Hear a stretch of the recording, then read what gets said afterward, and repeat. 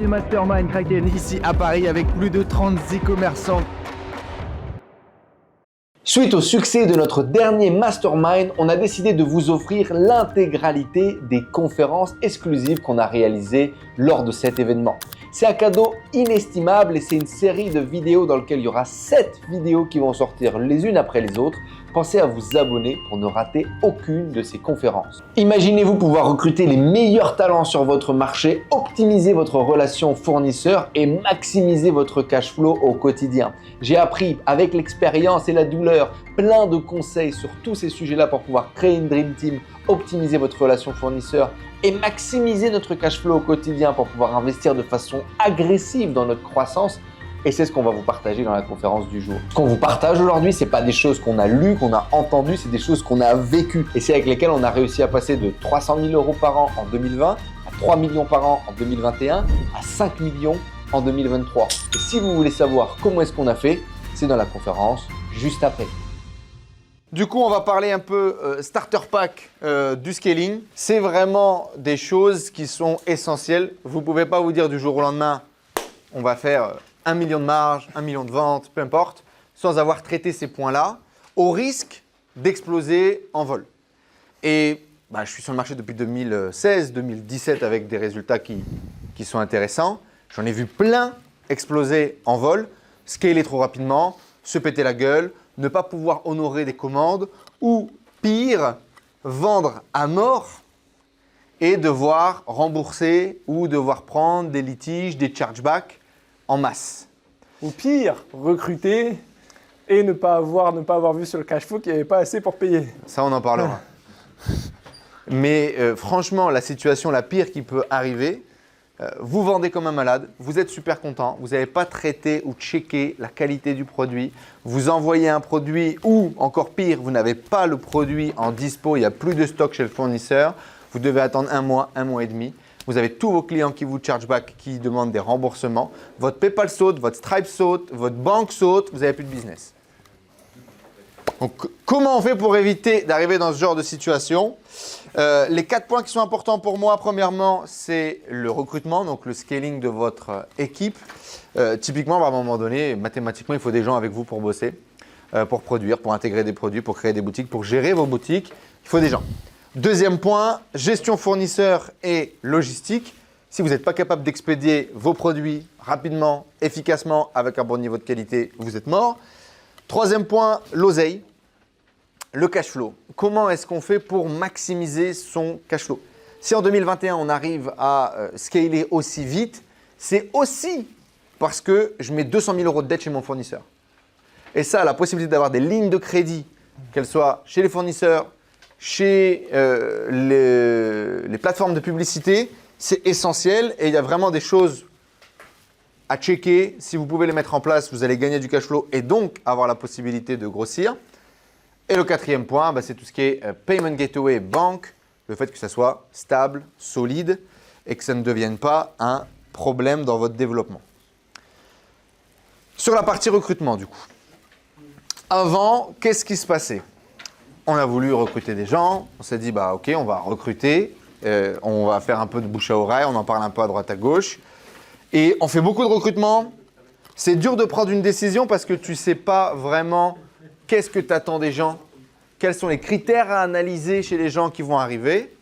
Moi, mon premier réflexe a été de me dire je prends des mecs qui font un peu d'e-commerce, qui ne sont pas forcément bons, rentables et qui vont pouvoir directement nous aider parce qu'ils ont déjà des compétences. Ça a été une erreur. Beaucoup de déceptions des deux côtés parce que quand tu ne sais pas recruter des gens, à un moment donné, ils vont soit se faire chier, soit être déçus de la mission ou du revenu qu'ils gagnent et ils vont se barrer. Tu as perdu du temps. Déception des deux côtés, perte de temps. Et donc, on se retrouve à virer des gens après 6 mois, après 8 mois parce qu'ils ne sont pas fit pour la boîte ou pour le job et qu'en fait, tu n'as pas gagné. Quand tu as gardé quelqu'un pendant 6 mois, que tu l'as formé, que tu as dépensé de l'argent et qu'il se barre et qu'il faut tout recommencer. T'es perdant sur tous les tableaux. Ah oui, non, t'as la haine. T'as tout perdu, t'as la haine. T'as tout perdu. Ouais. Du coup, après, aujourd'hui, on fait de meilleurs recrutements, des candidats mieux en mieux, toujours. beaucoup plus engagés et une vraie scalabilité du business. Au début, quand tu recrutes, tu te dis « je suis je vais recruter quelqu'un, je vais être 2 fois plus productif ». C'est faux. tu es même moins productif qu'avant parce qu'il faut gérer les gens, faire monter les gens en compétences et t'occuper d'eux au quotidien. Donc, on a vraiment vécu toutes ces étapes-là et du coup, on a mis en place quelques trucs intéressants pour pouvoir améliorer ce recrutement. Et du coup, tu recrutes toujours des gens qui ont le background e-commerce ou quoi ou Pas alors- du tout. Voilà, c'est ça. On en parle. Ouais, on va y venir. En gros, il l'a un peu fait vite, mais en fait, ce qui s'est passé, c'est qu'on s'est dit, on a un site, on sait qu'il nous rapporte tant, on a besoin de tant de personnes pour faire ça, bah, il suffit qu'on recrute. Donc, on a recruté 30 personnes sur plein de pôles, sauf qu'on a recruté vite, beaucoup, et effectivement cheap. Et en fait, on s'est trompé sur les 3 Ouais, tables. au début, on a voulu le faire cheap.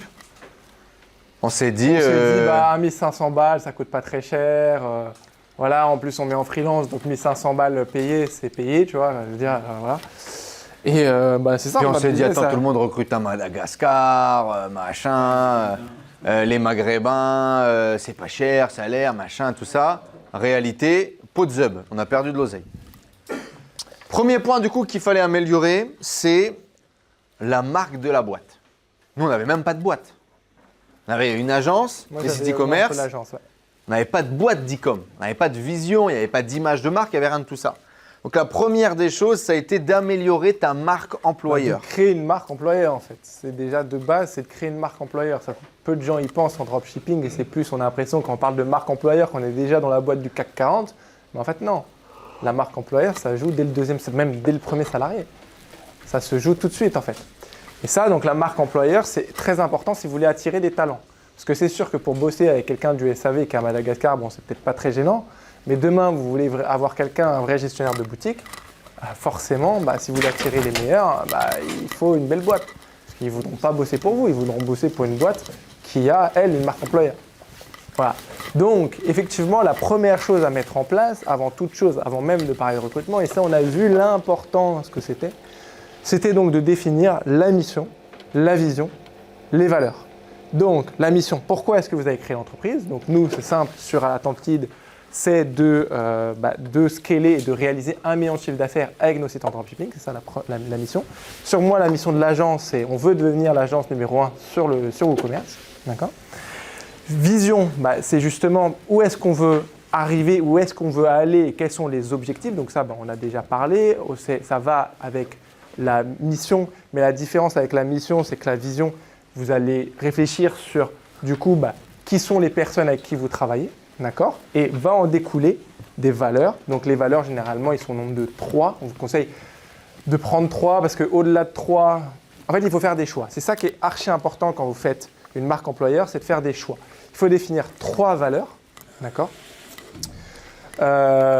Vous pouvez potentiellement en choisir plus, mais plus vous en choisissez d'un point de vue marque employeur, plus forcément vous allez avoir plein de candidats qui vont se retrouver dans dilués et vous n'allez pas avoir des personnalités fortes. Et c'est important quand vous avez des choix. Par exemple, nous, ça fait partie, on a une de nos valeurs qui est l'intégrité. Et on a viré un client. Et en fait, effectivement, on s'est dit, pour ça, on a viré un client, on a déjà effectivement viré un salarié par rapport à cette valeur. Quand on ne sait pas et quand on a un doute, on se réfère à nos valeurs et on se dit, pourquoi est-ce qu'on a fait ça? Ok, nos 3 valeurs, c'est ça. L'intégrité en fait partie. Là, il n'y a pas eu d'intégrité sur cette phase. Dans ce cas-là, on doit être intransigeant avec nos valeurs parce que les valeurs qu'on met en place dans notre entreprise, quoi? C'est un code de conduite, mais c'est surtout que du coup, toute ton équipe va se rapporter avec ces valeurs. Et ce qui est archi important, c'est bien sûr de respecter ces valeurs du coup. Parce que si tu transgresses ta valeur, d'un coup, ton image est dégradée, les gens ont du mal à se référer. Si tu as cette ligne de conduite sur tes 3 valeurs, voilà. Moi, si je peux parler effectivement un peu d'un point de vue de l'agence, moi, en valeur, j'ai la transparence, j'ai la rigueur, parce qu'en rigueur, on doit avoir beaucoup de projets et beaucoup de rigueur pour livrer, avoir des livrables corrects. Et moi, la 3e valeur que j'ai, c'est ce qu'on appelle l'ownership, c'est savoir être responsable de ses actions. Ça peut englober plusieurs choses, mais ce que j'attends, c'est surtout de l'évolution et être responsable de son évolution. Et ça, moi, je suis très challengeant et ça, Enzo le voit auprès de mes équipes. Je suis très poussant à demander toujours plus sur des exigences justement de production parce qu'on est sur un métier technique. Donc, j'ai des web designers. Donc, sur les web designers, j'essaie toujours de faire monter le niveau. Sur les développeurs, pareil, je les challenge sur les technos, etc. etc. Et donc, l'objectif, c'est vraiment que vous soyez sexy. C'est que votre projet soit sexy, que des gens aient envie de bosser avec vous. Et je me rends compte, le premier mission, vision, valeur qui a eu un ROI direct pour nous, bah, c'est le recrutement du média buyer. Si je me pointe et je dis « Salut Johan, tu bosses avec les meilleures marques francophones dans le mobilier et dans la nutrition sportive. Nous, on vend des parures de lit et des peluches en dropshipping, tu viens avec nous ?» Pas sûr. Et on en parle d'ailleurs dans le podcast qu'on a fait hier. Là. Il me dit « Moi, ce qui m'a donné envie de venir bosser avec vous, c'est que vous étiez complètement con avec une mission, une vision qui était folle. » Et du coup, c'est ça qui m'a fait rejoindre le projet. Et en gros… D'accord ? Matrixé, exactement. Et donc, c'est là où bah, vous devez, en fait, votre société doit sonner comme une opportunité pour la personne qui est en face. Dans les visions, dans les valeurs, on a également la montée en compétences. On dit aux gens, si vous êtes des pirates, que vous avez envie de bosser, c'est pas important si aujourd'hui vous n'avez pas forcément toutes les compétences nécessaires.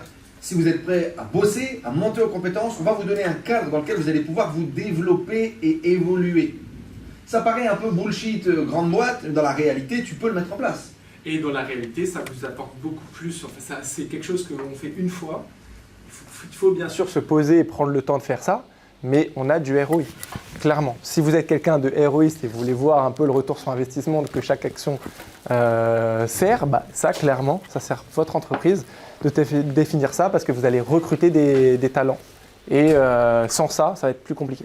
Aujourd'hui, on est vraiment dans une logique où on préfère recruter des gens plus chers, plus expérimentés, plus talentueux qu'autre chose. Alors l'inverse, hein, Gabriel par exemple a une version complètement différente du recrutement. Il dit qu'il a 135 personnes, tous des mecs aux Philippines et à Madagascar et qui ont des tâches hyper basiques. Nous, on est plus dans, on va trouver des mecs, on va les payer cher et c'est des gens qui vont savoir bosser en autonomie. Ok ? Et c'est ce qui pour l'instant a marché pour nous. Okay, donc premier point, avoir une vraie marque employeur et savoir où est-ce que vous allez mener les gens et qu'ils puissent se projeter dans votre boîte. Okay, point numéro 2, ça a été bien évidemment d'optimiser le recrutement. Au départ, quand on a monté la boîte, et même moi de façon globale, je m'imaginais monter une boîte un peu avec cette vibe start-up où les gens n'ont pas vraiment l'impression de travailler, où c'est très à la cool, très humain et où on va recruter presque à l'affectif et que dans tous les cas, le business n'est pas très compliqué, les gens vont monter en compétence et ça va bien se passer. Eh bien, pas du tout en fait. Au départ, on recrutait du coup clairement à la ZUB, un peu à l'arrache. Cheap, faut dire. Et cheap, bien évidemment. Et au final, on a mis en place un processus de recrutement qui est très similaire à celui des grandes boîtes qu'on ne voulait pas devenir. C'est-à-dire déposer une candidature, qu'elle soit vidéo ou un document, CV, lettre de motivation, ce genre de truc, R1, test technique, R2. Aujourd'hui, notre structure ressemble à ça. Et ça peut paraître très protocolaire et tout ce qu'on ne voulait pas faire quand on était une grande boîte. Mais en fait, peut-être que si les grandes boîtes font comme ça, il y a peut-être des raisons. Et la première raison, c'est d'avoir un vrai filtre, des candidats qui sont motivés et des gens qui sont capables aussi de lire une consigne et de répondre à une consigne correctement. Et tous les recrutements qu'on a fait sur ce batch-là, avec ce protocole-là, sont des candidats à des années-lumière meilleurs des gens qu'on recrutait un peu au feeling, sur un premier rendez-vous, sur un café, sur un resto ou sur une recommandation. Donc la première des choses, ça a été d'apprendre à faire des fiches de poste. C'est de là que vous devez démarrer. Qu'est-ce que vous voulez ? Si vous ne savez pas ce que vous voulez, vous ne le trouverez jamais. Ça paraît con, mais c'est évident. Il n'y a pas écrit sur ta slide, mais je rajouterais juste avant de faire une fiche de… Enfin, ça va avec le travail de fiche de poste, c'est de déjà faire un petit schéma de là où vous en êtes et des postes dont vous avez besoin. L'organigramme. Un organigramme, merci, pour voir ce dont vous avez besoin, mais pas maintenant, pour potentiellement, même dans les prochaines années ou par rapport à votre mission et votre vision. Donc même si vous n'avez pas les postes, imaginons qu'il vous faut 20 postes, forcément vous êtes 2, vous allez vous mettre plusieurs fois sur l'organigramme à quasiment tous les postes. Vous êtes 2, vous divisez, vous prenez 10 postes chacun et vous êtes les autres 10 postes. Mais l'objectif, c'est que dans la vision et dans la mission, vous puissiez commencer à vous projeter sur quel poste vous avez besoin et surtout prioriser les postes dont vous avez besoin. Et forcément, quand les personnes arrivent, pareil, vous avez 3, 4, donc déjà, vous n'avez plus 10 postes, vous n'avez peut-être plus que 5, etc., etc. Vous attribuez plusieurs postes par personne et puis vous recrutez, c'est là où votre organigramme se remplit et que les tâches et les fiches de poste sont attribuées. Mais avant, du coup, donc, de définir la fiche de poste, organigramme, votre vision, votre mission. Définissez les postes dont vous avez besoin dans votre entreprise qui auraient atteint votre vision. Donc nous, on a fait un organigramme et on l'a depuis maintenant 1 an et L'organigramme demi. du million. On l'a depuis 2 ans, 1 an et demi. On a un organigramme qui n'a pas évolué. Au final, on voit bien que si on regardait aujourd'hui, on a commencé vraiment à remplir. Pourtant, notre boîte a évolué et notre vision a évolué. Mais au final, on ne s'était pas si trompé que ça. Et on a fait ce travail en amont. C'est important parce que ça vous permet de prioriser les recrutements que vous allez faire. Et du coup, vous avez vraiment besoin. Et puis que les gens se projettent aussi. Quand aujourd'hui, on donne l'organigramme actuel et pas l'organigramme du futur, les gens se disent c'est une vraie boîte, quoi. Et mine de rien, ça joue encore une fois dans le fait d'être sexy. La fiche de poste, du coup, hyper précise, hyper détaillée. Nous, on met, donc on remet mission, vision, valeur. Il y a une introduction. Je pourrais vous donner un template de fiche de poste, hein, si ça vous intéresse. On va vous le mettre sur le groupe. Et on le donne dans la formation, donc on l'a à dispo. Et donc, il y a mission, vision, valeur, l'entreprise, qui on est, ce qu'on fait, le résultat qu'on fait en termes de chiffre d'affaires en moyenne. Et ensuite, on rentre dans le poste. Dans le poste, il y a une description brève du poste. Il y a les missions du quotidien, les objectifs de la mission, les évolutions potentielles de la mission. Tout ça, je rajoute une vidéo pour avoir un peu de contact humain, plus qu'une simple fiche de poste. OK ? Donc, première des choses, définir son besoin le plus précisément possible, définir ce qui est important pour vous, qu'est-ce que vous attendez de la personne qui arrive, et également, du coup, définir un test technique pour ce poste-là. En relation, bien sûr, avec les compétences que vous testez. Donc, typiquement, quand on recrute un intégrateur produit, on a un test d'intégrateur produit qu'on a, Robin est là, qu'on a fait peut-être 2 fois, 3 fois, qu'on a changé, qu'on a fait évoluer, qu'on a amélioré. Sur la partie dev, Moi, Tristan, il a ses tests. À chaque fois, je monte le niveau. Donc moi, j'ai aussi, donc ça, on va en parler certainement un peu plus tard, mais au moins, je peux vous spoiler là-dessus. C'est que quand je recrute maintenant, à chaque fois dans mon agence, toujours, je ne recruterai pas quelqu'un qui a un niveau inférieur à la moyenne de l'agence. Donc forcément, je recruterai toujours quelqu'un qui est meilleur que la moyenne de l'agence. Donc forcément, plus je recrute, plus le niveau monte. Et au final, les premiers recrutés, c'est les plus mauvais en fait. Sauf s'ils ont monté en compétences. C'est bon, sauf s'ils ont monté en compétences. Voilà. Mais ça, c'est important parce que du coup, donc les tests techniques, toujours, je les monte. Je les monte en niveau. Et c'est tout l'avantage, pour vous expliquer un peu la synergie, c'est que plus on augmente et on travaille la marque employeur, plus on a de candidats. Qui sont qualifiés, qui sont bons. Plus on peut se permettre de faire des tests techniques parce qu'au début, vous êtes personne. Un test technique, vous faites un test technique de dev. Les 10 devs qui vont postuler pour votre candidature, ils vont avoir la flemme. Hein. Vous allez vous prendre des no-show, flemme, ils ne vont jamais venir. Donc il faut être assez sexy pour qu'ils fassent les tests techniques. Aujourd'hui, sur un poste de dev, effectivement, là je suis dedans et je dois recevoir entre 200 et 300 candidatures. Et après, des gens qui passent vraiment le test, j'en ai une dizaine. Mais du coup, j'ai un peu plus de choix qu'avant. Et donc forcément, plus j'ai de candidats, plus je peux faire monter le niveau. Quelque chose qu'on ne peut pas faire quand on n'a pas une marque employeur forte. Exactement. Et donc un vrai processus de recrutement. Comme je le disais tout à l'heure, dépôt de candidature, R1, test, R2. Que ce soit sur la partie agence ou sur la partie e-com aujourd'hui, c'est ce qu'on fait. Non négociable. Le mec, il ne se pointe pas à l'heure. Il ne répond pas à 100%. Le dernier, par exemple, là, on a lancé un recrutement récemment sur la partie produit. J'ai demandé une vidéo, il n'a pas fait de vidéo. On n'a même pas regardé le dossier, on s'en fout. C'est pas intéressant, quoi. Si tu n'es pas capable de lire une consigne, ça va être compliqué dans le développement du quotidien. Et moi, j'ai fait la même chose. J'ai eu un dev qui n'était pas mauvais qui est arrivé. Je lui ai demandé de faire des looms en fin de journée. Période d'essai, il a sauté direct. Il faut être 48 heures, il a fait, le dernier gars. 48 heures. Intransigeant, en fait, on est sur nos valeurs et sur nos règles. Si tu ne respectes pas les règles, pourtant, avec certaines personnes, on n'est pas dur. Hein, avec certaines personnes, ça se passe très bien. Justement, avec les personnes qui fit avec la boîte, ça roule. Et en fait, tout notre intérêt, c'est de trouver les gens qui roulent avec nos process et qui fit avec notre boîte. Ouais. Et un des trucs qui est hyper important, et par exemple, voilà, les personnes, je sais pas, respectent pas les consignes. Tu as demandé un loom, il n'a pas fait un loom, ou tu as demandé de faire A, il a fait B. C'est bien, tu es créatif. Est-ce que mon business aujourd'hui sur la partie produit nécessite de la créativité ou plutôt de la rigueur et de l'application de process? Ma réponse, c'est application de process et rigueur. Et donc, quand Robin me remonte le feedback en me disant « bon, qu'est-ce que je fais ?» Je lui dis, de toute façon, c'est toi qui vas le gérer au quotidien. Est-ce que tu veux gérer un mec que quand tu vas lui demander quelque chose, il ne va pas t'envoyer de rapport? Oui ou non? Non, fin de l'histoire. Si vous voulez avoir des gens autonomes, dès le début, à un moment donné, il va falloir poser les règles. Donc, on a mis en place les tests techniques, on a mis en place un processus de recrutement un peu lourd. Et après, l'idée, c'est d'envoyer du trafic. Hein. C'est comme si on vendait un produit en dropshipping. Vous avez une page de vente, maintenant, il faut envoyer des gens et récupérer des candidats. Maintenant qu'on a un processus plus carré, c'est OK finalement de recruter dans mon réseau. Avant, je recrutais mal dans mon réseau parce que je recrutais dans mon réseau, mais comme il n'y avait pas tous ces filtres-là, je récupérais que des blaireaux. Aujourd'hui, comme on a des filtres en place, on recrute des gens beaucoup plus qualifiés et bien meilleurs. C'est comme ça que Robin est arrivé, si je ne dis pas de conneries. Donc, vous pouvez bien évidemment recruter en bouche à oreille, vous pouvez recruter autour de vous. Tristan, pour avoir 300 candidatures, il balance du budget sur LinkedIn de la même façon que tu balances ton budget sur Facebook Ads ou sur Google Ads. C'est ça, exactement. Et j'ai aussi, donc ça c'est pour les boîtes françaises, surtout à Paris, il y a Welcome to the Jungle, c'est pas mal aussi. Gros ROI, ça paraît cher dit comme ça coûte 1600 je crois par an sur l'offre de base.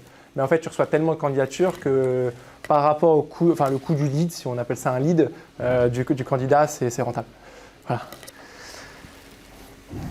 Ça, c'est pour la génération de trafic du coup sur votre offre. Et après, il y a le suivi et la formation en interne des employés. Les 3 premiers mois, les 6 premiers mois, ça doit être hyper cadré. Pas de place à l'erreur. Nous, ce qu'on met en place sur les derniers recrutements, ça a été le premier mois, il est déjà cadré. Je sais exactement ce que la personne qui va arriver va faire le premier mois. J'ai déjà défini les objectifs et les KPI que je vais suivre au 3e mois. Et je vais également avoir les objectifs et les KPI du 6e mois. Si à un moment donné, on n'est pas dans les clous, je me pose la question, est-ce que c'est mes KPI qui sont mal définis ou est-ce que c'est le mec qui est éclaté? Résultat des courses, dernier CDI, on l'a viré. Il n'était pas bon. Donc ça arrive encore de se planter. Mais vous devez savoir où est-ce que vous voulez aller, est-ce que vous attendez des gens. C'est vraiment important. Et aussi pouvoir projeter les gens. Leur dire, ben voilà ce que je vais attendre de toi sur les 3 prochains mois, sur les 6 prochains mois. Tu dois monter en compétences et arriver à ce niveau-là. Ah oui, mais je ne sais pas faire de rédaction SEO. Ah oui, mais la partie technique, ça me bloque. Pas de problème. On te met en place X journées de formation. On t'achète tel ou tel cours en ligne pour que tu puisses monter en compétences de ton côté. Et il faut qu'il y ait vraiment ce suivi-là, un rendez-vous par mois avec les membres de l'équipe, que tout le monde aille bien. Parce que là, effectivement, on dirait qu'on est des Staline, des Staline miniatures. Mais cette rigueur-là, elle nous est vraiment arrivée de beaucoup de déceptions et de mauvais résultats des deux côtés. En fait, moi, je suis très dur au recrutement, justement. Je suis très Et dur après... Et par contre, je laisse une autonomie. Bon, il n'est pas très cool au quotidien, c'est pas vrai. Il est cool avec les gens, mais il est dur d'un point de vue travail. Mais c'est ce qui marche. Hein. Pour le coup, les résultats de production qu'on a aujourd'hui sont à des années-lumière de ce qu'on avait au début. Et il y a cette rigueur de travail, cette rigueur d'engagement et aussi être ses paroles. Il est au bureau, alors c'est des Parisiens qui commencent à 10h, mais il est au bureau à 10h, il quitte le bureau à 20h, il ne va pas imposer un niveau de production au développeur qu'il ne s'impose pas à lui-même. C'est d'ailleurs pour ça que j'ai dû revoir moi, ma façon avec laquelle je travaille aussi. Parce qu'à un moment donné, on doit l'idée par l'exemple, on doit être ce qu'on dit. Et quand tu demandes aux gens de corriger ou de repasser sur leur travail, de relire leur travail et que toi-même tu ne le fais pas, ça ne marche pas. Donc j'ai dû revoir ma façon de travailler. Donc il y a vraiment ce truc de suivi des employés, formation en interne, être à l'écoute. Et justement, quand on a posé tout ce cadre-là, j'ai vraiment l'impression que c'est à ce moment-là où on peut être un peu plus à la cool avec les gens, se comprendre avec les gens, vraiment être attentif sur leurs besoins, leur vie perso, où est-ce qu'ils veulent aller. Il y a aussi un truc important qu'on pourrait stipuler. Tout le monde ne veut pas être entrepreneur, tout le monde ne veut pas gagner une tonne d'argent, tout le monde ne veut surtout pas les responsabilités qui vont avec. Et il y a des gens, parfois, ils ne veulent pas plus d'oseille. Vous pouvez les récompenser tout simplement en valorisant leur travail. Il y a énormément de gens qui se sentent mal au boulot parce qu'ils ne sont pas valorisés dans ce qu'ils font. Et on s'est rendu compte que parfois, avoir un levier humain, être à l'écoute des gens et de leurs besoins, ça nous permettait de fidéliser des gens ou de choper des gens sans avoir à dépenser plus. On a un salarié, il voulait acheter de l'immobilier. On va te mettre bien. On va te donner de la visibilité, de la stabilité pour que tu puisses acheter de l'immobilier. Quand on a recruté Robin, tu veux CDI ou tu veux un freelance? Tu veux gagner plus ou tu veux les contraintes? Ta croissance, elle va être de X si tu vas à droite, à Y si tu vas à gauche. Tu veux de la liberté? Tu veux aller un mois à Bali comme tout le monde pour mettre ton cul sur une plage et faire des photos sur Instagram? Ok, on négocie, mais voici comment est-ce que tu vas devoir travailler. Ok? vraiment être à l'écoute des gens et de leurs besoins nous permet parfois de garder des gens plus longtemps ou de les garder dans de meilleures conditions. Non, mais surtout la progression. Moi, c'est vrai que j'impose quand même un rythme de progression assez vénère à mes équipes, mais parce qu'en tant qu'agence, ça fait partie du métier, hein, on doit progresser en tant qu'agence. Moi, c'est sûr que du coup, comme tu l'as dit, je m'impose le même travail pour moi-même. C'est sûr que si je ne m'imposais pas ce travail sur moi-même, mes équipes, elles ne me suivraient peut-être pas autant. La deuxième chose, c'est qu'en contrepartie, il y a des augmentations. Il y a effectivement de la responsabilité, il y a de l'évolution, il y a effectivement, comme tu l'as dit, des voyages organisés, des machins, des séminaires. Intéressant. Pas encore, mais ça arrive 2024, ouais. Voilà. Aujourd'hui, il y a des intéressements qui sont sous forme de primes. Il y a des primes. On récompense à l'objectif. Il y a un rush à faire ce mois-ci. Les équipes, elles répondent, elles font le truc 10, 15, 20% sur la facture ou sur le salaire. Il y a des deals court terme. Mais aujourd'hui, j'ai envie de mettre des deals long terme pour pousser tout le monde, typiquement à ce truc de correction et de vision globale du business. À un moment donné, les gens sont sur une tâche et ils voient peut-être un problème, mais bon, c'est passé un peu au travers. Si les gens sont commissionnés sur l'intégralité des résultats de l'activité, ils vont s'impliquer un petit peu plus. Faut pas rêver non plus. C'est surtout aussi donner des responsabilités. Moi, je sais que mes CDI, ils ont tous des responsabilités et qu'ils en demandent, par exemple, pas tout le monde justement, comme tu le disais, mais la plupart, ils en demandent. Par exemple, mon dev, il a quelqu'un en dessous de lui, il a un alternant, c'est lui qui le gère. Notre responsable international, direct, elle a pareil, une alternante en dessous d'elle et en plus, elle a la carte bleue de la boîte et elle gère sa compta, tu vois. Donc, elle a une carte bleue pour elle. Tu vois ce que je veux dire? Donc, en fait, c'est ça aussi, responsabiliser. C'est que du coup, ils ont l'impression d'être importants. Et ils le sont en réalité. Hein. Donc, c'est pas ils ont l'impression, ils le sont et en plus, ils le ressentent. Dans votre cas de figure, quand tu parles du suivi des salariés, enfin, quand tu emploies quelqu'un sur le suivi des 3 à 6 mois, c'est vers vous qui rendez compte ou alors ils ont un… Ouais, non, par contre, au début, alors si tu parles de la période d'essai, effectivement, je suis très regardant. Moi, je veux… C'est simple, en fait, la période d'essai, tu dois te dépasser. En fait, surtout, la plupart des gens comprennent, surtout sur nous, du WordPress WooCommerce, il y a peu de gens, même des devs, il y a peu de gens qui maîtrisent réellement WordPress WooCommerce. Ils en ont tous fait un petit peu, mais ils ne sont pas bons, quoi. Ils sont bons sur d'autres technos, donc forcément, ils ont besoin de se mettre à niveau. Et du coup, forcément, si tu n'es pas à niveau, moi, en fait, typiquement, il y a parfois des rendus. Un dev, il doit rendre ça, logiquement, ça doit être un travail de 2 jours. Ok, toi, tu as passé 3 jours. Du coup, on fait comment? Il faut que tu arrives au niveau de 2 jours. Tu fais des horaires extra. Tu vois ce que je veux dire? C'est ce que j'attends, moi, de la période d'essai. Si tu es en retard sur tes tâches et que tu n'arrives pas à être au niveau, tu dois travailler plus. Et ça, je le dis, c'est pour ça que contrat 4 direct, gros salaire direct, mais tu te prends la responsabilité d'assumer. Même pour vous, la période d'essai, c'est quand même pratique, parce que si jamais… Ah ben voilà, en contrat 4, c'est 4 mois et ça mois renouvelables. Ça va jusqu'à 8 mois. Moi, je n'ai pas… si j'ai un doute, effectivement, je renouvelle direct. Et au contraire, si ça s'est bien passé et que je le vois qu'il s'est dépassé, je valide. Et il a direct des primes. Il valide sa période d'essai, il a des primes directes. Ouais, augmentation directe. En gros, il y a un salaire sur une base période d'essai et un salaire post-période d'essai. C'est ça, exactement. C'est pas mal, hein? On pourrait en parler pendant des heures parce qu'il y a plein de trucs à dire, mais j'aimerais vraiment qu'on aille en détail. Je vais vous donner un peu une espèce de résumé là-dessus. Un bon recrutement peut vous faire gagner 6 mois. Un mauvais recrutement peut couler votre boîte. C'est aussi simple que ça. Mais le recrutement est essentiel pour la croissance. Un truc que j'ai pas dit depuis ce matin, mais c'est vrai qu'on est très loin du business lifestyle. Vous allez gagner 100 000 € par mois en vous caressant le cul. Hein. On bosse beaucoup, on s'arrache, c'est prenant mentalement, physiquement. C'est pas qu'une balade de plaisir. Pour le coup, pendant longtemps, on a voulu gagner de l'argent, puis ensuite monter des boîtes. Là, on est dedans, quoi. Là, c'est le dur. C'est l'avantage et les inconvénients, hein, mais on est dedans. Donc un mauvais recrutement peut vous flinguer votre compta, peut vous couper des effets de levier, vous perdez à plein d'endroits si vous faites un mauvais recrutement. En moyenne, 1 sur 2, c'est de la merde. C'est-à-dire que même après tout le process qu'on vous a montré, on se trompe encore une fois sur 2. Donc… Et visiblement, c'est les stats. Hein. On n'est pas plus mauvais ou plus bon qu'un autre. En moyenne, c'est 50%. Quoi. Donc en fait, il 1 sur 2 candidats. faut accepter à partir du moment où vous allez recruter que vous allez vous tromper 1 fois sur 2. Donc en fait, il y a une chance sur 2 que la personne que vous venez de recruter, vous devez la virer. Voilà. Donc si vous avez beaucoup d'argent et que vous voulez aller vite, vous en recrutez directement 2, vous en gardez qu'un. Et sinon, ça prend un peu plus de temps. On est arrivé sur un truc de recruter vite et virer vite. C'est pour ça que le dernier a fait 48 heures. Sur les métiers tech, c'est plus simple. Sur un métier tech, effectivement, on sait au bout de 2 semaines. Sur un métier… et après, ce qu'on va regarder, on sait au bout de 2 semaines s'il peut faire l'affaire.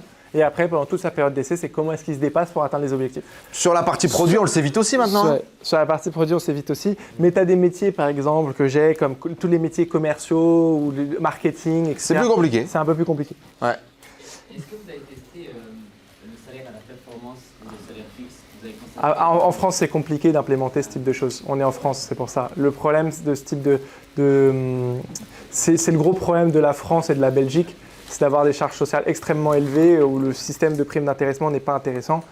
C'est l'avantage effectivement d'être en Suisse, cher Georges. Vous ne le faites pas avec d'autres pays, par exemple? Il y a des gens qui- On pourrait le faire effectivement, ça serait potentiellement intéressant. Travailleurs détachés. Ouais. Non. Moi, j'ai des salariés qui sont engagés par l'entreprise, mais leur salaire est fixé à la commission. Ok. Donc, ça veut dire s'ils vendent Oui, comme pour on 100 avait 000 francs, appelé, ils vont gagner 10 000. S'ils vendent pour 5, ils vont gagner 50 000. Après, nous, on a peu de gens sur lesquels on pourrait les mettre 100% à la Ouais, commission, c'est ça, tu vois, c'est sur l'e-com. compliqué. Nous, on a besoin de tâches, on a besoin de production. Comment? Les médias bailleurs, par exemple. Média Buyer, bah oui, il n'y a pas de problème, lui, il a la commission, mais un Média Buyer, on en a qu'un. Hein. C'est logique. Enfin, c'est plus natif. Enfin, c'est- Oui, il est externe, il est externe. On en a il est pas qu'un, interne. il bosse avec nous, il a son équipe aujourd'hui, il est à la com, mais il fait partie vraiment de l'équipe. On en parlera un petit peu des hauts et des bas qu'on a vécu. C'est un prestataire, mais qui aujourd'hui fait partie du projet depuis le début. Hein. Mais effectivement, c'est celui qui nous coûte le plus cher, hein, ça n'a pas de problème. Là, on va ouvrir Pinterest. J'aurais aimé pouvoir faire la même chose sur une base de rému assez similaire. Je pense que c'est cohérent pour les médias buyers.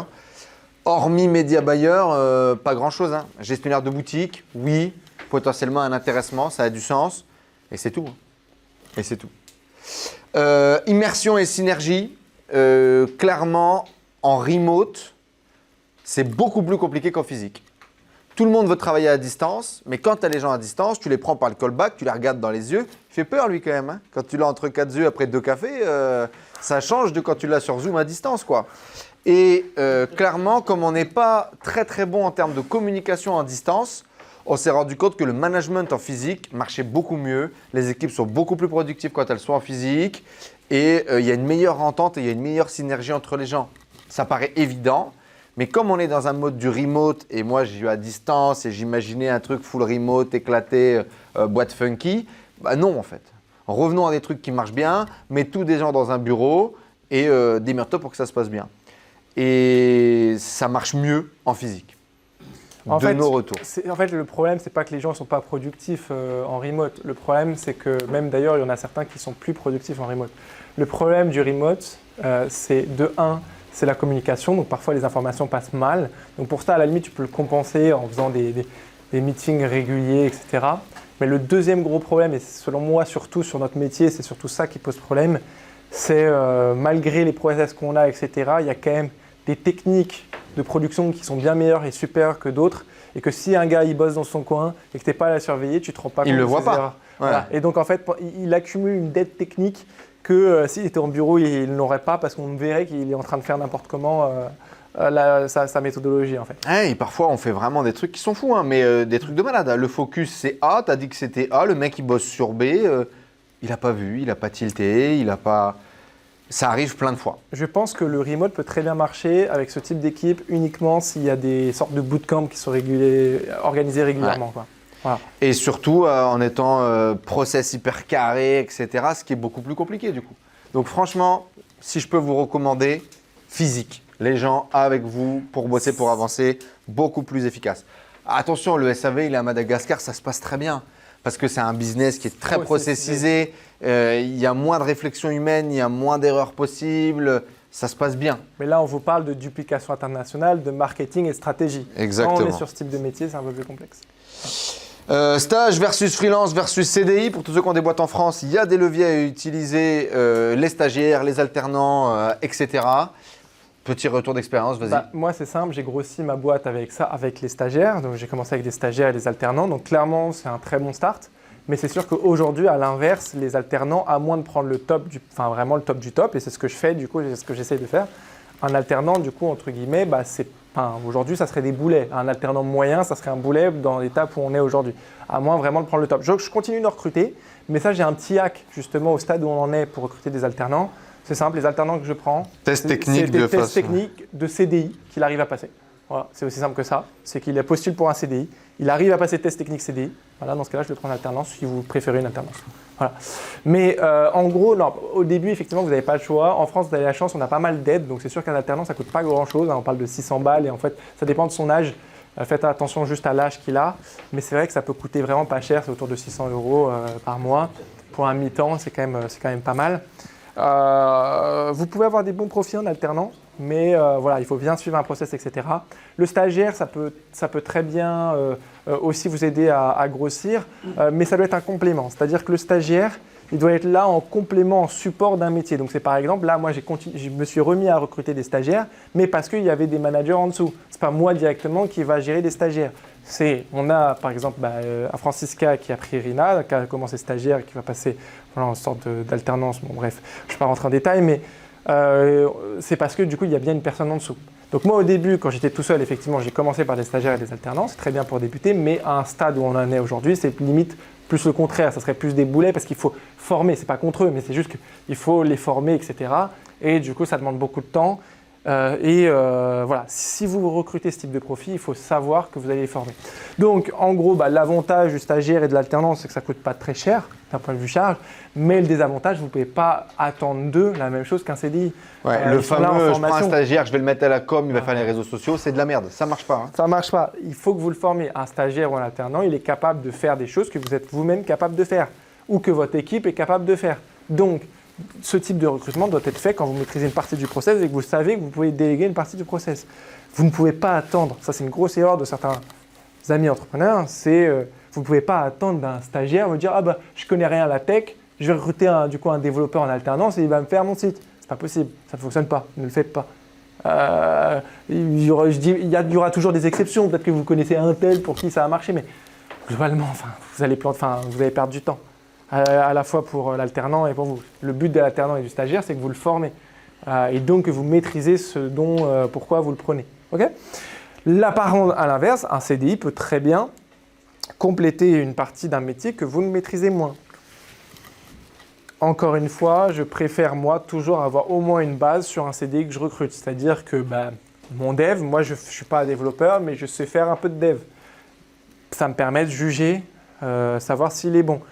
International, je ne parle pas 4 langues, mais je peux vite voir si la personne qui est en face de moi comprend effectivement ce que je lui dis. Le CDI, par contre, du coup, c'est tout l'inverse selon moi. Le CDI, ça doit être quelqu'un qui doit être vraiment opérationnel dans votre entreprise. C'est sûr qu'on ne parle pas du tout du même type de charge et du même type de coût. Mais pour le coup, le CDI, il ne faut pas chercher à prendre quelqu'un de cheap. C'est ce qu'on vous disait au début de la conférence. Un CDI, vous devez chercher des talents. Clairement, sur l'alternance et du stagiaire, vous devez chercher aussi des gens qui sont bons, mais que vous allez pouvoir former, où vous voyez un potentiel. Un CDI, il doit être opérationnel. Il ne peut pas arriver et vous le former, à moins sur des métiers vraiment très spécifiques. Bien sûr qu'il aura besoin de formation, mais il doit être quelque part, au moins sur un des critères de fiche de poste, il doit être opérationnel sur au moins un des critères. Parce que imaginons, donc vous avez fait une fiche de poste, que vous recrutez donc un gestionnaire de boutique qui doit faire du SEO, du SEA, et de la gestion de boutique, vous ne pouvez pas recruter quelqu'un qui ne sait faire aucune de ces choses-là.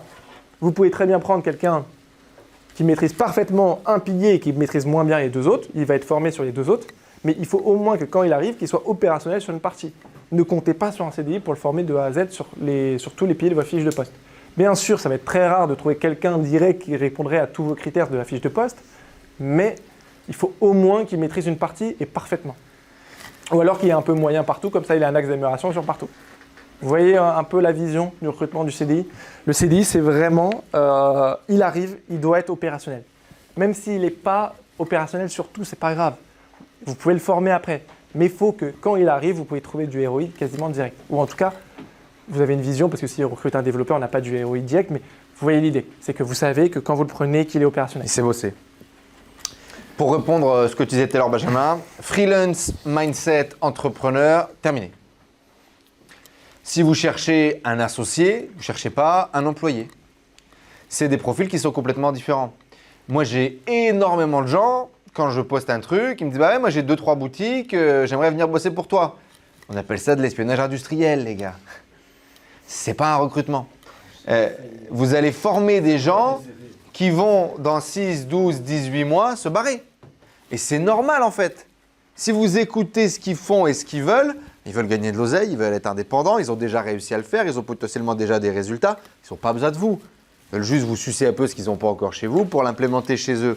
Ce n'est pas des bons recrutements. On s'est rendu compte de ça, qu'on avait besoin d'opérateurs, qu'on avait besoin de managers, qu'on avait besoin potentiellement de gens. Robin a un profil un peu plus entrepreneur, mais c'est un entrepreneur, c'est un intrapreneur en fait, Robin.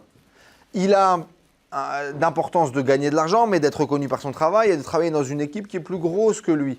Et donc, ça, c'est des profils qui sont bien.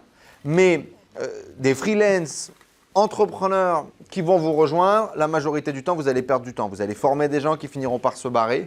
Et ça a été une des erreurs que moi j'ai faites au début. Moi, je recrute des anciens freelances, mais dans ce cas-là, c'est des anciens freelances qui justement se sont rendus compte que le freelancing, c'était dur, quoi. Ouais. Et je recrute du coup beaucoup de gens. La plupart des freelances que j'ai recrutés, c'est « Ah ouais, le freelance, ça me plaisait mes missions, mais je me sentais seul et j'avais pas assez de clients. » C'est parfait, venez chez moi. Ça, c'est les freelances que j'aime.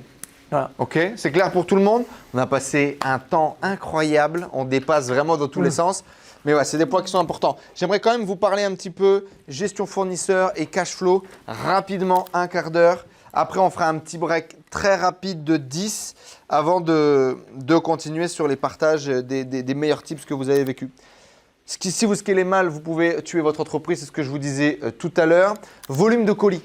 Si vous demandez à un Chinois s'il peut faire quelque chose, même si c'est danser sur les mains, il va vous dire oui, yes we can my friend. Hein, on est d'accord? Le Chinois de base va se dire toujours oui à tout, tout est possible, mais dans la réalité, tout ne l'est pas. Et en fait, ce que vous devez apprendre à faire, c'est entre guillemets à parler chinois, même si vous le parlez en anglais. C'est-à-dire comprendre vraiment la réalité de ce qui se passe, du fonctionnement sur place.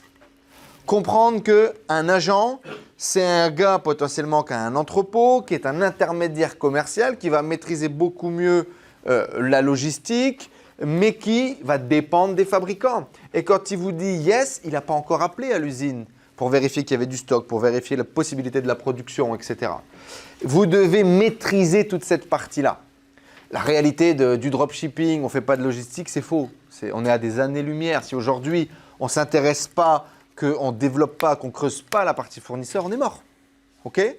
Donc, vous devez creuser la partie logistique, vous devez apprendre à lire entre les lignes, vous devez avoir des zooms potentiellement toutes les semaines, tous les mois avec votre fournisseur et vous assurer que les process sont en place. Vous devez cadrer cette relation-là et vous devez financièrement l'engager. Nous, typiquement, un colis perdu, il le prend à sa charge. Un colis endommagé, il le prend à sa charge. Des colis, le mec a acheté un pyjama, on lui envoie une paire de chaussettes, il le prend à sa charge, majoration de la publicité Google que nous, on a dépensée. Croyez-moi, après, il fait moins d'erreurs. Donc, il y a vraiment cette éducation de vous sur le process de la Chine et de la Chine sur vos process. Vous devez communiquer, vous devez expliquer à votre Chinois comment est-ce que vous bossez, comment est-ce que vous fonctionnez et comment est-ce que vous gagnez de l'argent. Je suis vraiment partisan de ce truc de « on va gagner de l'argent ensemble ». Je travaille avec mon Chinois depuis 2018. Il m'a fait gagner de l'argent. Et on gagne de l'argent parce que la relation, elle marche bien. Et c'est la même chose d'ailleurs avec Yohan. On est ensemble, on est une équipe. Il faut que tout le monde comprenne les intérêts des uns et des autres, comprendre que c'est du business, qu'ils ne vont pas le faire gratuitement et qu'ils ne vont pas tout vous offrir. Et au même titre que, me chie pas dans les bottes. Parce que si moi je perds de l'argent, t'en perds aussi. Et si on gagne, toi tu gagnes. Donc tu as tout intérêt à nous propulser. Ouais. Donc, faites attention quand le Chinois il dit oui, c'est possible, ça l'est pas. D'accord? Autre point, qualité et suivi. Mettez en place une série de batteries de tests à l'aveugle sur vos commandes. Faites commander qui vous voulez de vos entourages pour vérifier la qualité des produits, pour vérifier la qualité du packaging, pour vérifier la rapidité de la livraison. Mettez en place un processus avant livraison, directement avec… Bon, bien évidemment, je ne parle même pas d'AliExpress, on est d'accord. Hein. Au stade où vous en êtes, vous ne travaillez plus avec AliExpress. Hein. Qui travaille encore avec AliExpress? Après avoir défoncé les gens ils ont… T'es un malade, frère. Vraiment? Je dis à mon fournisseur de mettre les liens sur AliExpress parce qu'un site à AliExpress Shipping et ton client sont en 10 jours. Ça, c'est vrai. AliExpress Standard Shipping, c'est… Oui, bien sûr, bien sûr. AliExpress Standard Shipping. Et c'est pour ça, d'ailleurs, il y a beaucoup de gens, quand ils passent avec un agent, se disent « Mais c'est moins bien parfois qu'AliExpress Standard Shipping. » Parce que AliExpress Standard Shipping, c'est un système de broker, en fait. Alibaba a un deal avec quasiment tous les fournisseurs qui passent de Chine et en gros, ils vont remplir des camions, des avions, des trucs, peu importe ce qui va traîner là où il y a de la place et ça peut parfois arriver super rapidement. Mais voilà, c'est le pourcentage de trucs. Nous, on fout tout par agent et bien évidemment, c'est comme ça qu'on améliore la qualité. Donc, processus avant expédition, demandez des photos, demandez des vidéos, demandez de la personnalisation, faites du suivi qualité, quoi. Et notamment, dès que vous faites du textile, c'est un enfer. Mais il y a de l'oseille à faire. Donc ça aussi, allez dans les barrières. Tout à l'heure, on parlait en mangeant de vendre des fauteuils, vendre des lustres, vendre des trucs chiants. Mais oui, mais faites-le. Trouvez le moyen. Parce que les barrières à l'entrée, les autres n'y vont pas. Plus il y a de barrières à l'entrée, mieux c'est. Alors par contre, ça va vous demander de vous sortir les doigts du cul, de trouver des solutions. Mais quand vous allez trouver les solutions, vous allez gagner beaucoup d'argent. Parce que typiquement, le mobilier, c'est énorme. Hein. Ok, il y a But, il y a Maison de France, il y a tout ça, c'est énorme. C'est Maison du Monde. Donc test, qualité, etc. Production et stock. Nous, ce qu'on fait, c'est qu'on fait un stock tampon à partir du moment où on vend plus de 20 exemplaires par mois d'un même produit. On a un stock tampon systématiquement à l'entrepôt en Chine. On va faire des stocks en Chine 100, 500, 1000 exemplaires sur nos best-sellers annuels avant les grosses périodes. Ça nous permet d'expédier beaucoup plus rapidement. La commande est expédiée dans la journée. D'accord? Expédiée, hein, pas reçue. Et en général, 70 à 80% de nos commandes sont reçues dans les 7 jours. Ok? C'est ce qu'on fait en moyenne, tout simplement en rapide, aérien. Ça roule. Ok? Et ça, c'est le minimum aujourd'hui. Vous ne pouvez pas vous permettre de livrer vos clients en 20 jours. Vous êtes bon pour vous faire défoncer, quoi. À Dubaï, il y en a plein, ils ne livrent même pas. Oui, Ça, c'est de la marge. Hein. ça c'est un autre business model, ouais. Donc stock tampon, commande sur mesure. Et on a envoyé là notre deuxième container. On avait fait un demi-container l'année dernière. On a un container là cette année vers l'Europe avec du stock en France, livraison 48-72 heures. C'est cool, mais c'est juste cool, hein. C'est pas pour la marge, sauf si vous avez vraiment… Alors typiquement, sur les petits produits, c'est pas pour la marge. Ça va nous coûter voire plus cher avec la livraison de France à France. Par contre, sur tout ce qui est gros produits, peluche 120 cm, 150 cm, parure de lit où c'est du poids, à partir du moment où vous allez envoyer par bateau ou par train, vous ne payez plus au poids, au même prix, au colis. Et donc, nous, à un moment donné, on s'est rendu compte que sur un produit qu'on vendait 50 balles, j'ai 15 € de produit, 15 € de shipping. Si mon shipping, je peux mettre l'intégralité d'une cargaison sur un bateau ou sur un train, je fais baisser mes coûts de shipping divisé par 2, quoi. Et donc là, on fait de la marge. Là, on fait de la vraie marge. Et là, on va pouvoir aller faire de la vraie compétition face à d'autres mecs. Et je vous rappelle que nous, on vend Google Shopping. Google Shopping, c'est un catalogue, c'est de la compétition. On est systématiquement sur un comparateur de prix. Ok ? Donc, commande sur mesure, quand on a de l'oseille, pour préparer, là, typiquement, en gros, hein, c'est au mois de juin, quoi. Vous devez préparer votre Q4 au mois de juin. Vous devez avoir mis un maximum d'oseille de côté, envoyé pour optimiser justement sur tous ces produits-là sur lesquels vous savez que vous allez faire de la marge pour la fin d'année. Je vous recommande de faire du stock réel, 500 pièces, 1000 pièces, etc. quand vous avez un vrai visu de ce que vous allez vendre. Parce que je connais trop de gens qui se sont dit, moi je crée une marque e-commerce, je suis un vrai e-commerçant, pas comme ces dropshippers, ok. J'achète 500 pièces d'un truc qui est resté dans mon garage pendant 20 ans. Il y en a plein qui ont fait ça. Qui ont cru que c'était des kings du game. Non, c'était stats. Écoute tes chiffres, vois ce que tu vends avec récurrence et en fonction de ça, investis ton argent. Votre cash flow, c'est votre outil numéro 1 pour faire de l'argent. Si vous avez mis votre cash flow dans un stock que vous ne vendez pas, vous l'avez dans le cul. Ok ? Allez, Optimisation du cash flow, du coup, effectivement, rapidement, c'est hyper important. Bon, petite anecdote rapide, on a failli mettre la clé sous la porte en 2022. Pourquoi ? En 2021, on a scalé. Je lui ai dit, c'est bon, on a gagné. Notre modèle, il marche. On est les rois du monde. On va gagner des millions, des milliards. Début d'année 2022, on recrute. On recrute des CDI. On recrute des gens qui nous coûtent plus cher. Et je regarde dans les yeux, après avoir organisé une immersion, un mec qui était un proche de moi qui travaillait déjà sur mon business e-commerce de l'autre côté avant. Et je lui dis, écoute, on a un plan incroyable. Je lui pitch mission, vision, valeur. Tu rentres au capital à un moment donné. Ça va être incroyable et génial. 3 mois plus tard, je le virais. J'ai eu l'air con. Mais à un moment donné, j'ai un collègue Tristan, il me dit, bon, bah, on n'a pas d'argent, ou on vire les gens, ou on ferme la boîte. Qu'est-ce qu'on fait? Bon, bah, même si tu as un business qui est profitable, tu peux te mettre en faillite. Moi, je ne savais pas, je n'avais pas compris. Et d'ailleurs, dans ma tête, ça ne rentrait pas, quoi. Je ne comprenais pas. On gagnait de l'argent tous les mois, pourquoi est-ce que ça ne marche pas? Bah, parce qu'on dépensait 50 000 € par mois. Et donc, quand tu as un business en e-com qui fait 170 000 € de chiffre d'affaires et qui fait 25 points de marge, bah, tu t'en sors pas en fait, mathématiquement. C'est pas parce que tu as un business qui est profitable que tu as de quoi en fait investir autant tous les mois en période basse. Mais bon, on sortait d'un Q4, on avait fait 1,2 million, moi je croyais que c'était bon, tu vois, mais pas du tout en fait. Donc, gestion du cash flow et comme un écureuil, préparer les périodes basses, quoi. Préparer les périodes basses. Et donc, c'est là vraiment que on a appris à être flex avec l'argent et l'importance d'avoir systématiquement son cash flow de son côté. Donc, comment est-ce que vous faites pour maximiser votre cash flow en permanence? Parce que si vous avez le cash flow, que vous ne devez pas payer par exemple votre fournisseur tout de suite, mais vous pouvez payer votre fournisseur à 60 jours ou à 90 jours. Bah, vous pouvez dépenser plus en publicité, faire augmenter vos ventes et encaisser plus d'argent. Vous comprenez tous la dynamique? Le scaling, c'est quoi? J'augmente mes dépenses, j'augmente mes revenus. Sauf qu'il y a un delta entre les deux. C'est combien est-ce que vous pouvez augmenter? C'est déjà arrivé à qui de scaler la pub et de ne plus avoir assez pour acheter les produits? Moi, j'ai commencé comme ça, moi. En monoproduit, c'était toujours ça. Tu scalais au rythme que tu pouvais monter. Et donc, en fait, si on a plus de cash flow à un moment donné, on peut scaler plus vite. Okay? Donc, avoir au moins 6 mois de frais fixes dans vos poches pour payer vos salariés, vos locaux, etc. Et pas se retrouver à, bon, bah, tu vas dire à Bobby que tu le vires parce que c'est fini. Ça paraît important. Et franchement, moi, c'est un échec. Hein. C'est une déception. Hein. Je suis au fond du seau. Quand je vire le gars que j'ai pitché 3 mois avant, je suis au fond du seau. Je me sens comme une merde. J'ai l'impression d'avoir raté ma vie. Vraiment. C'est très, très dur à vivre. Votre cash flow, c'est votre arme. J'arrête pas de vous le raconter.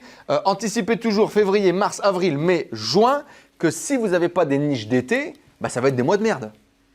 Nous, c'est nos mois les moins bons. On fait 200 000, 210 000 cette année. C'est beaucoup plus calme. Et c'est des mois sur lesquels les marges se restreignent un petit peu aussi. Ouais, parce que les frais fixes, ils sont toujours les mêmes. Les enchères, elles sont plus hautes. Tu ne baisses pas significativement. Si les ROAS sont stables, mais avec un volume beaucoup plus faible. Un petit peu moins bon quand même. Grosso modo, on va être à 2,8 là où d'habitude on a 3. Tu vois? Et donc, c'est des mois creux. Nous, on a tout misé sur les sites d'hiver. En grosse partie, ça a changé. Là, cette année, on a créé des sites d'été, mais on n'avait que des sites d'hiver. Et ben, quand on s'est retrouvé en février, mars, avril 2022, on en a chié. Hein. On en a chié. Ouais, c'est ça. Et on ne se payait pas. On ne se payait toujours pas. Donc, gardez de la trésor, anticipez la période. Rapidement, je vais faire un tour des différents pôles de dépenses et des petites recommandations que vous pouvez faire. Et on va avancer pour ne pas trop se mettre en retard sur après. Première partie, c'est la partie produit. Donc, vous devez avoir un vrai partenaire en Chine et négocier vos conditions de paiement pour maximiser votre cash flow. Ça t'en a parlé, ouais, déjà. Paiement en fin de mois ou crédit possible. Le deuxième des points, c'est les stocks. Je ne paye pas mes stocks upfront. Si je commande du stock, je ne paye pas tout à la commande. J'ai une relation avec mon fournisseur qui me permet de mettre par exemple uniquement 50% à la commande. Ce qui va me permettre de lisser du coup mon investissement et de paniquer tout mon cash flow pour faire du stock. Autre point, c'est la publicité. Vous pouvez avoir des lignes de crédit chez Facebook, chez Google. Faites-le. Il y a un minimum chez Google? Ouais, il y a un minimum, il faut que la boîte ait 1 an, je crois. Un an d'expérience? Pour les boîtes françaises. Ouais. Et il y a un minimum de dépenses, mais qui n'est pas si élevé que ça. Encore un autre avantage de vouloir jouer le pirate et être à l'étranger, je ne peux pas le faire avec la boîte au Delaware.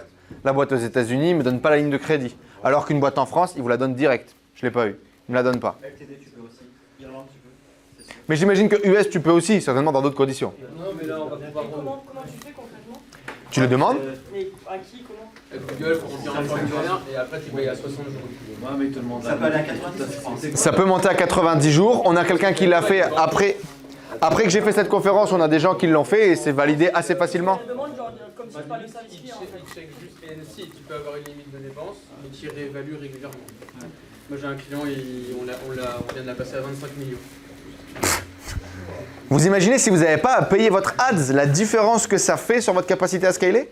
Et c'est si, faut la 60 payer, jours on l'a plus fait 30 plus jours tard. de retard. Ouais, mais à court terme, tu peux éclater ton Q4 si t'es à 90 jours. T'éclates ton Q4 sans limite, quoi.